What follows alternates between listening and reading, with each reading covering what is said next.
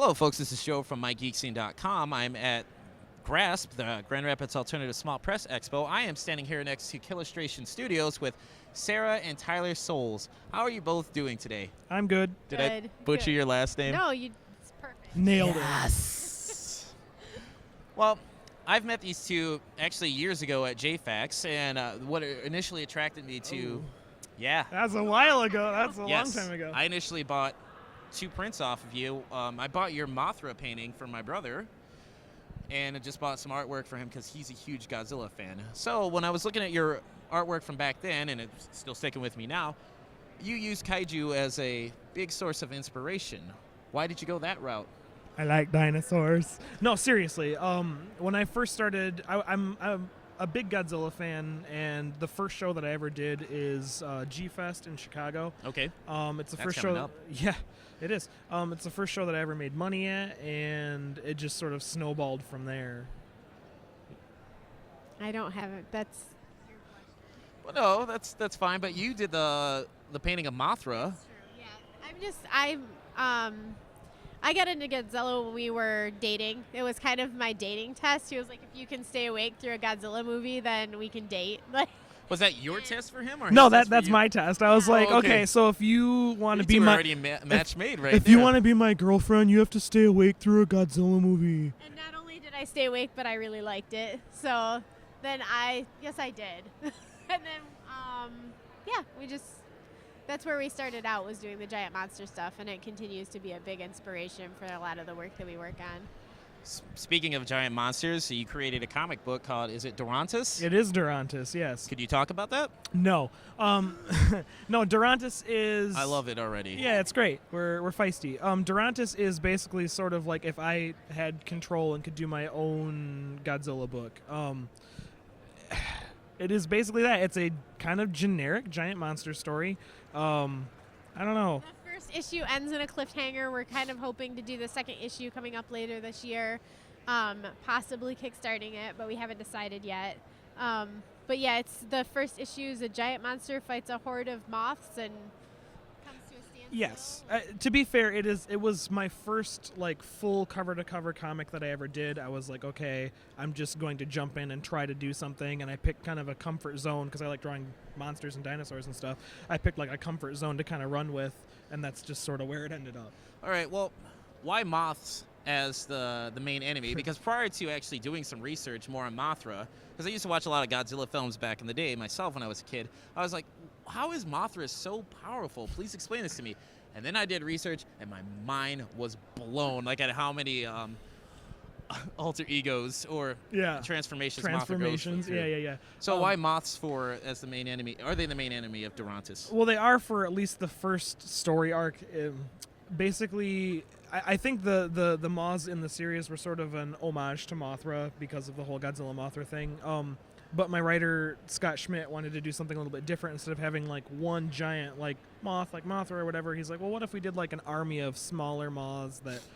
And there's a bunch of other stuff too. I mean, like there's gonna... It's a horde of moths. Yeah. It's not just a big moth. Yeah, I mean, and there's supposed to be like a brood queen and stuff that will show up eventually. Ooh. Yeah. So it will be... Spoilers, folks. Yeah, it'll be pretty cool, I think. So, yeah, moths, because why not? Fair enough. Do you have any favorite kaiju? Oh, I know. I have to ask a generic question, but I had to throw that out there. Yes. Cheers. But no, favorite kaiju for either one of you? It's lame, but I like Godzilla. Like it's classic. I mean, my favorite movie is the one from 1954, the old black and white. It's. Are we talking about the horrible dub that no, was no, done no. for here? No, I mean, I'm talking about like the original Japanese Gojira. Like it's kind of a terrifying, sad movie. Like I know it's a guy in a suit, and it's way different than like the kung fu 70s Godzilla, but it's, I don't know. To me, it's a classic monster movie. It's terrifying. It's sad. It's a post-war sort of. It's a fantastic. Yeah. This is a beautiful movie. My favorite's probably Mothra, and because I'm a girl, but I also like Ebra a lot. He's like. I didn't know gender dictated what sort of monster you liked. Mothra is kind of like the girl monster. Like it's kind of when you go to G-Fest, like that's the one that most of the girls like. But I really like Ebra too, and that's the big crab monster. And The big what? Crab monster. Crab, not crap. She said crab, not crap. Well, I would have to say one of my favorite kaiju only appeared once, but it got his own theme song. Gamera. Nope. Oh. Jet Jaguar. Jet Jaguar, yeah. Punch, punch, punch. Oh my goodness. The theme for that, I was listening to that, and it's going on in my head right now. I'm like, oh, that is just an amazing 70s Japanese song. Jet Jaguar.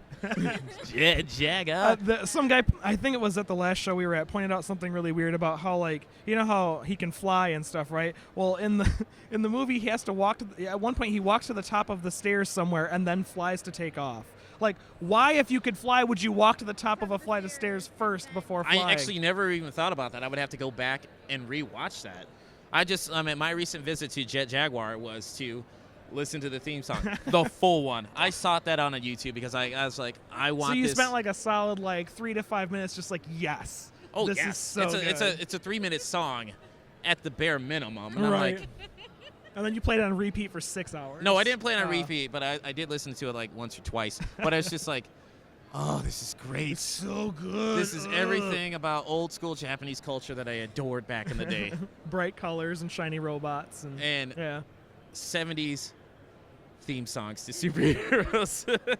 Have you ever seen the Japanese Spider-Man, Supaida-Man? No, I have not Oh seen that. man, he's got a bracelet that shoots webs, and look that up when you Oh, you get mean home. like the comic books? No. No, Well, I'm just kidding. You look it up when you get home, though. It's a hoot. This would be a nice segue. Speaking of comic Speaking books. of Spider-Man. Yeah. Speaking of comic books, you two have recently put out your own comic book, Hank Steiner. Yeah. Well, besides Dorontus, Yeah, that was one of their first comics. Yeah, whatever. Yeah, but you put out Dorontus. Yeah. I mean, not Dorontus. You put out Hank Steiner. We put out Hank Steiner too. Also, as well. Yeah, because number 2 has not came out No, yet. not yet. We're hoping for September for number 2. Would you care to talk about Hank Steiner? I would care to talk about Hank Steiner. I like Hank Steiner a lot. You get to break the big news. Oh yeah, the big news, America. So Hank Steiner is sort of my take on the. I just okay. You're doing this wrong. Hank Steiner is the Monsters meets love Dick this Tracy, interview. and the monster and human worlds have been combined, and Hank is the only person who looks out for monster kind. He Keep going. he's kind of the hero of the monster world. So the first story is kind of an intro to what's going on in his world. You missed a very important factor, though, that monsters are treated like garbage. Oh, monsters are second-class citizens. Yeah, like well, I said that he's the only one who looks out for monster kind. It's almost racist. Like, the monsters are treated like horrible. There's like shit dumped in their streets, and nobody takes care of them. They end up missing and murdered. And so Hank Steiner is like one of the few monsters to really give a damn and kind of like stick up for his own species. And they have their own living quarters and whatnot, and they have it's almost like their own ecosystem they have going on. Because from what I gather, the two worlds were combined because an archdemon failed to merge the worlds, and like the monsters originally are now on, I guess, planet Earth or that reality. Yes, I did read the comic book. Yay. They're stuck there. They didn't ask necessarily to be there, but that's what happened. Yes. Yep. So the big news is that Source Point Press has picked up Hank Steiner, and that they are re-releasing the first issue, and then they will be publishing the book from now on, and which means in the long run it'll be hopefully Diamond distributed, and it'll be a lot easier to get a hold of. It means more issues for more people, kind of in more hands than what Sarah and I can get to. Yeah, I'm taking the mic now. Well, Sarah, here's some questions for you. Here you go. Here's your mic back. I did. Okay. I was hoping that was going to happen. That was going to be awkward, and I love it. But nonetheless, you are the colorist I am. and the letterer Yep. and basically everything else Yeah. that he decides not to do. Yeah. So What is your approach to coloring? I have a very specific idea when it comes to coloring. I'm very palette, like I restrict my palette a lot. So I will. I'm not yawning. I promise. I mean, Love I'm you. certainly not making a knock against you, but when I looked at your color work from all of your artwork and whatnot and throughout the comic, that it is not loud and vibrant. It's not necessarily, I wouldn't say toned down. I just wanted to know what your approach was to it. Yeah, so I try not to use straight crayon box colors. You're never going to see like red, orange, yellow, green. They're always going to be salmon, ochre, like a weird grass green. Like they're not going to be the colors that you would pull out of a crayon box. They're always going to be a little bit off, maybe a little bit muted. And I try to push the imagination of like what colors are. So in most of our books, there's never, the only black that that's there is Tyler's inks. So if I have a black area that needs to be colored in, I'm not going to color it dark gray. I'm going to color it teal or purple or dark red, depending on what's going on in the page. So it's a little bit more, I try to put a little bit more emotion into color and stick with a theme of a book, and then I use really limited color palettes. So Hank Steiner, I think the entire book has like 14 colors in it. That was a bug. And that's just it. Saying. It was. It was a bug. He wanted to be in the interview too. Oh my God. I'm doing really good. I know you are, but I gotta break up that monotony because at some point they're gonna hear that like, blah, blah, blah, and they're gonna be like, oh my goodness. Where's the bug? Wow. Where's the bug at? And I the bug's love. just like right on cue. He's like, I love we're how not, random this I is. know, we're not married at all. This is not like and we're not the professional old at all. You won't be married No. after this interview. That's a first on my Geek Scene. I am facilitating divorce live at Grand Rapids make it Alternative official. Small No, Press Expo. I'm a very patient person. I can take a lot. Just a little patience. But nonetheless, as you were saying, Yes. So I have a very particular idea when I color, and I use very specific color palettes and try to stick with themes. okay, well, that fits into my next question for you. Speaking of themes, you also do watercoloring paintings. Yep. I alluded to that earlier with the Mothra thing. Some of the themes that I noticed was sci-fi, dogs, and space. Yeah. Because looking at some of the photos that you painted, which were really nice, and I have to Thank give you you. credit for that. Thank you. I mean, way more talent than I could hope to have. But that blew my mind because when I saw that you were a colorist, I was like, I wonder what sort of artwork she did. And after doing some research, I was like, wow, those look rather realistic. Yeah, so when I went to college, kind of my specialty was photorealism. And out of school, I did a lot of like freelance pet portraits, and that's where the dogs all kind of come into that. And just freelance painting. And I still do it occasionally, but to get the work, there's a lot that goes into doing a painting, and right now, timeline-wise, I just don't have as much time to put into that. And there isn't I hate to put it this way, but there's not as good of a profit margin on a painting like that, because it's something that's going to take me a month, and I'm only going to make a couple $100s on it, as opposed to comic books where I can turn out a Where the page in money's a just day. flowing. Oh, it's not flowing, but it's a little bit better Folks, than I had to painting. pay to do this interview.